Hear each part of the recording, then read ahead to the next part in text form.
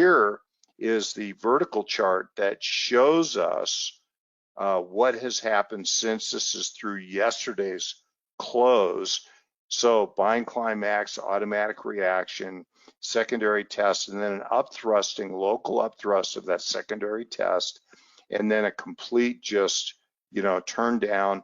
Volume's been quite high as it's been scaling down towards the automatic reaction support level. And I'm very curious your thoughts here, Ramon. Yeah, well, I mean, we've been notoriously bearish about the structure since this lows, suggesting that we're going to have some kind of rally and then we're going to go down. I mean, that call that we might fall into this area right here, into the 60s by the end of the summer, still stands. We still have about 30 trading sessions, to get there if we will. A couple of thoughts here on the decline itself. I really like how the distribution is starting to kind of dominate over the structure.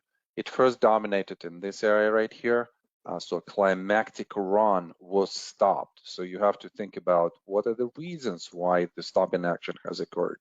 Well, it's because the opposing force was striking and that stopped the advance. Then the opposing force was striking again and we produced, a negation of the whole climactic run on the change of behavior pretty quickly. So these are, we could tell that selling has been happening. We might not say that the bias is of the distributional quality. But then once we went into this period of inactivity, that kind of makes sense. What's the background? It's the background of selling. So then expectation for the rally and the failure. Now, how the failure is happening. This was the most important bar for the supply to start coming in just recently. And then after this bar, everything is kind of down. I like how these down spreads are increasing close to the support, to the current support that we're seeing here. There is most definitely some showing of the shortening of the thrust, a little bit less of selling.